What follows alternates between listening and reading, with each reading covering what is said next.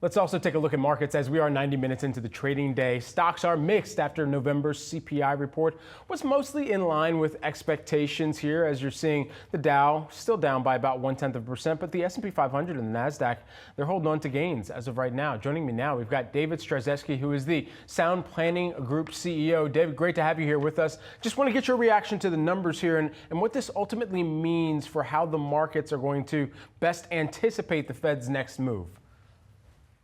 Well, Brad, as we look at the numbers here this morning, nothing surprised the market. So I think it's just business as usual. I don't think the market's really been caring about CPI, previous to this moment. And with all these new tailwinds coming into the new year and this new presidency, I don't really see CPI knocking that off the track. But I will say this: I am personally very cautious about inflation, and I think that inflation is absolutely here right now in the United States. I mean, when we have a print of 3%, and we've been in the 3% now since 2022, we're not going down. And in fact, we're looking at everything at all-time highs right now, and the market's looking pretty strong. And so that's actually a very inflationary environment because things are just going to continue to grow right now. So I think that could be a big surprise for the market here this next year. But as it sets right now, I think it's business as usual as we kind of finish out the rest of the year. Yeah, it seems like, especially within the shelter component, that's the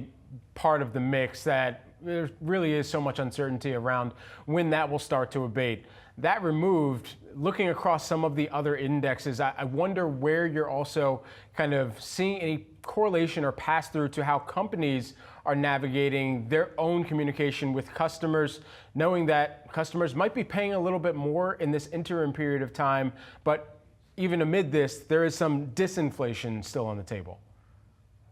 There is some disinflation, but if we look at the year-over-year numbers, we're obviously trending still higher. And obviously there's a difference between cumulative inflation, like the difference of what we used to pay prior to COVID and what we pay today. And then now we're talking the rate of change from this moment forward. The year-over-year going back to 2020 is that everything costs 26% more. So I think the lower end consumer, the middle class, is very squeezed right now, and I'm very concerned about that because we're looking at credit card interest rates going up, faster than the savings rate. And obviously that spells disaster when you understand, 20-30%, on credit cards. I don't think anyone's doing that, because they think it was a really good way of, navigating this. But here's the reality: the consumer has been strong and resilient.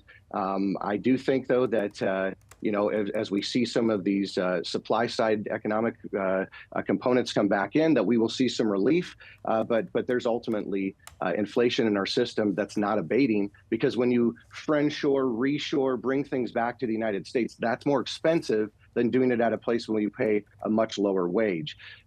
So there are components to restructuring that have costs to it as well. So I don't think that there's an easy answer, but we're certainly look like we've got the right team in place to be moving forward ahead here and navigating that. So what's the portfolio play? Because as you were mentioning earlier, inflation could still be very well around in 2025, and you still have a Fed that's going to have a target, at least at this point, of trying to get it down to 2%. Now that's their target. The reality of where it may actually linger is probably a couple basis points above 2% here reasonably. Right. So how does that pass through to the portfolio strategy? Okay, so I think that we're going to be higher for longer.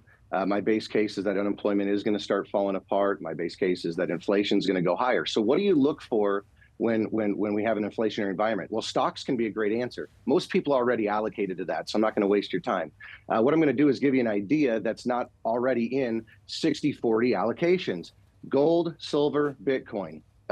You can buy things physically in the gold silver space, or you can do the miners. The miners are on sale right now, and if you look at the price that they pay in the ground for silver or gold, you're getting a discount. So that's a pretty awesome opportunity to be looking at. But gold has ultimately, beat the indexes here over the last 12 months. It's up 35%, but silver's up 39%. Here's my reasoning for silver, okay? And that is, if you look at the gold standard, a 15-to-1 ratio was how much silver we could mine to gold.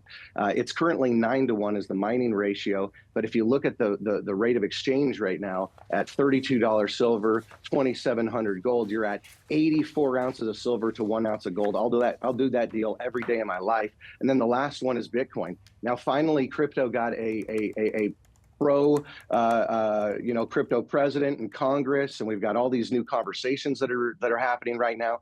I do not believe that people recognize how scarce specifically Bitcoin is. 94% of it has been mined. We still have nearly 110 years left of mining ahead of us for the last 1 million coins. I don't think that computes to most people. It is a scarce idea by design. It continues to half and become less and less and less and more scarce as time goes along. So I think people are going to really be looking at those options as alternatives, diversifiers that can also provide some alpha here.